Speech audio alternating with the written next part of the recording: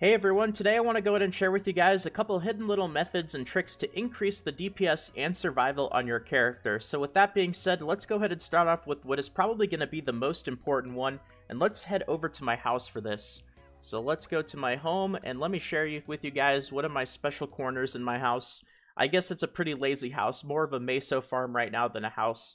I gotta work on it still, but in this corner we have all these shiny things right here, and if you haven't already, you definitely want to make sure to place these in your house. These are trophies, but they're not just any kind of trophies. These trophies will actually give you a buff if you use them on your character, and as you can see, this one will give me physical and magical attack plus 3%, health 150, 3% attack speed, this is the best one in my opinion, 4% piercing. We've got 4.3% physical resistance, 4.3% magical resistance, and this one gives us strength, int, dex, and luck.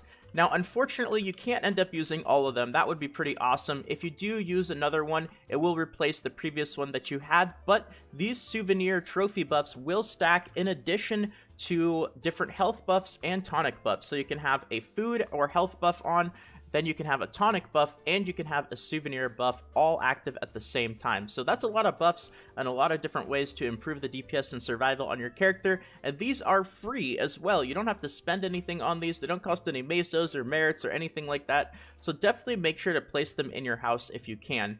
Now, they can be a little bit tricky to actually find. If you go to the Start Furnishing page and you go through the furnishing lists, they are closer to the bottom of the page, but they're not all the way at the bottom. So one little trick that I found to find these a bit easier is to go to the furnishings and just go to the souvenirs page, and you should find these pretty easily at the top. So here they are. You can see all the different souvenir trophies that you can place in your house, and definitely make sure to place the ones that have a text towards the top right below the 3 stars and where it says Imperial Medal. You'll see what it actually does for you if you use this trophy. Like this one will give me strength, dex, int, and luck. This one will give me attack speed. Definitely make sure to place at the very least the trophies that end up doing something for your character. Like this mushroom one, it won't actually do anything, so I don't have to place it if I want. But these ones that give me physical attack, they do something for my character, so I move them over to the little trophy corner that I have in my house. So that's one way to slightly increase the DPS of your character if you haven't already. Definitely make sure to do so. Next up on the list, let's go ahead and head over to Maple Hill. I don't think I've been to Maple Hill in a while. Well, I know this is going to be interesting, but I want to talk about a really cool item that hasn't really been explained properly from Maplestory, and it's actually a lot more powerful than people think it is. And it is this orange item right here, this Sweet Adventure Potion that you can end up getting from Maple Hill. Wow, I have 125 coins. I'm going to have to do some Maplestory soon. So these Sweet Adventure Potions will drop from Maplestory, and at first glance, they just look like a regular health potion, right? Restores 800 health. That's pretty similar to a lot of the other potions that we have, but more importantly is the fact that they have a 3-second cooldown, and what that means is that these potions are going to be on a separate cooldown than regular potions. So you can end up setting these on your pet if you want to, or you can end up just moving them onto your hotbar yourself normally. And while your potions all share a cooldown of 5 seconds, if you take a look, even the Halloween potions that we've been getting a lot of, they have a 5-second cooldown. If you take a look at pretty much any old potion in your inventory, they will have a 5-second cooldown. And if you do decide to use one of these potions, it'll activate the cooldown on all your other ones. The exception is these Sweet Adventure Potions. Because they have a 3-second cooldown, it's different from the regular potions, so you can use these at the same time as other potions, and they trigger a different cooldown, which means if you find yourself in a sticky situation where you're really low on health or need an extra boost on healing, you can use these right after a potion and not have to worry about that 5-second cooldown. So definitely not a bad idea to stock up on these from Maplestory in case you find yourself in tricky situations where you need just a little bit of extra healing. Next up is another really cool item that I actually found, and it is from a vendor in town. So let's go ahead and head over to Genesis for this one.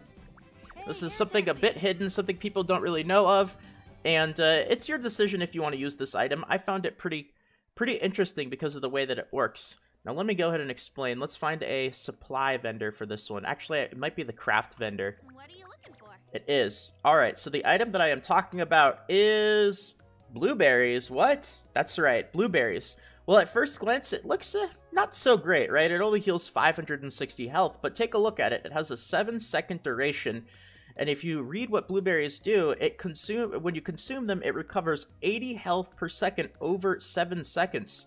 That's actually really powerful. It has a healing of 80 health per second. Now, if you take a look at one of the stronger herbs that we have right now, the special red herb, yes, it does heal a lot more health over a longer duration. This one lasts for 28 seconds instead of just 7 seconds, and it will heal for 1680 health, but it heals 60 health per second. So if you find yourself in situations where you're taking a lot of damage and need a healing item over time that heals a lot more healing per second than even the special red herbs, we've got a difference from 60 health per second to 80 health per second. Now, they cost 500 mesos each, which actually surprisingly isn't even really that expensive. If you go to the black market and you take a look at the price of special red herbs, they're 750. Well, these ones are gonna sell pretty quickly. They're 1,000, 1,100 each. That's pretty expensive. So when you consider how good the healing is on those blueberries, 80 health per second, and the fact that they're 500 mesos each, they can definitely come in really, really handy in situations where you need a bit of extra healing per second. So take a look at those, maybe try them out. I use these quite a bit. I don't use them as much anymore because I don't actually need the really strong healing, but when I was newer to the game and newer to level 50 and taking a lot of damage, I definitely found that these were a lot more helpful than even the special herbs that we were getting. Alright, next up on the list is something I briefly mentioned in a video, but I didn't go over it in detail, which I wanted to do today. And let's go ahead and hop over to Queenstown for this one. Hey, air taxi! And this is going to be a special item that you can get from the red and the blue star vendors, and it's not just one of them.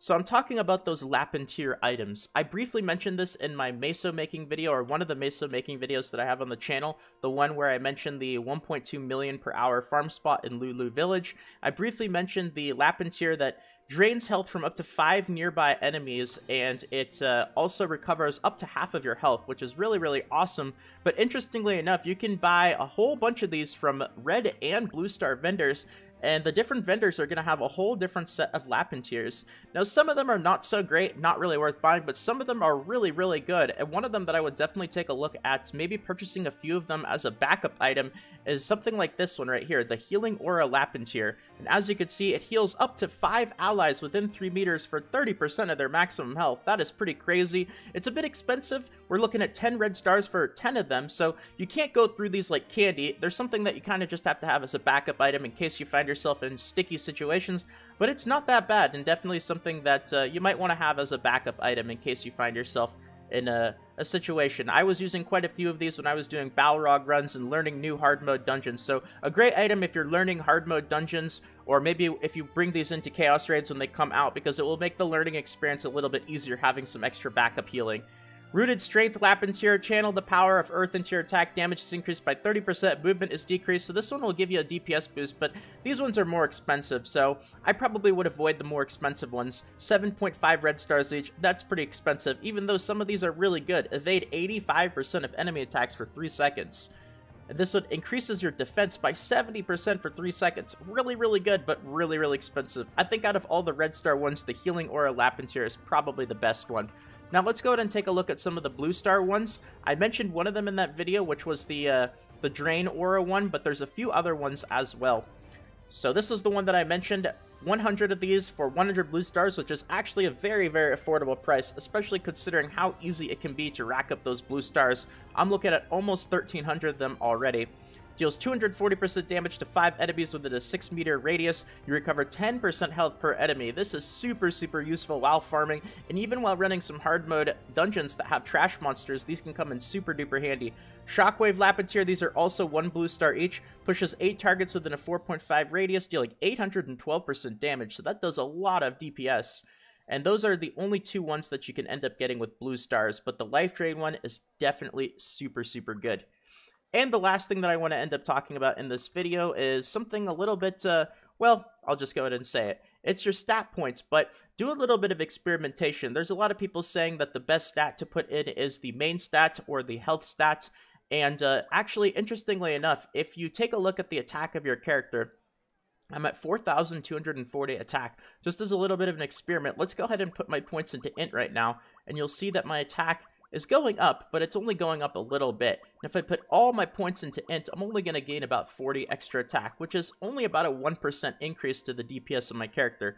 So not a whole lot of attack, about 1% extra. But now if I do a little bit of experimentation and I put my attributes into crit rate, you'll see that I'm getting a whole bunch of extra attack, way more than I was by putting it into int. So this is obviously going to be different for different classes. I play a wizard, so if you play a different class, just do a little bit of experimentation with your attribute points. It doesn't cost anything to reset them. It doesn't cost mesos or merits or anything like that. So go ahead and see, reset your points, keep an eye on your attack, and see if you get any extra DPS by putting it into crit rate or maybe a different stat besides your actual main stat. As you can see now, I'm at 4,387 attack, which was quite a significant difference from putting my points in ints.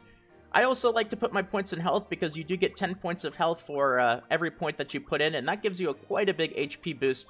So it's up to you, but just do a little bit of experimentation and see which thing is going to end up working the best for your character. So with that being said, I just wanted to go ahead and share with you guys a few little tips and tricks and more hidden things that you can do on your character to slightly increase your DPS or your survivability. So definitely make sure to do the trophy one. That's probably the most important one, which is why I mentioned it at the start of the video, but the other ones are just a little bit of a bonus. So hopefully you'll learn these things and increase the DPS and survivability of your character a little bit. And if you guys enjoyed this video and it helped out, consider leaving a quick like. It really does mean a lot. If you are new to the channel, consider subscribing. Of course, thank you guys for not just 10,000, not just 11,000, but now over 11,500 subscribers on the channel. What a crazy last 10 days it has been. So thank you, everyone. Really do appreciate it.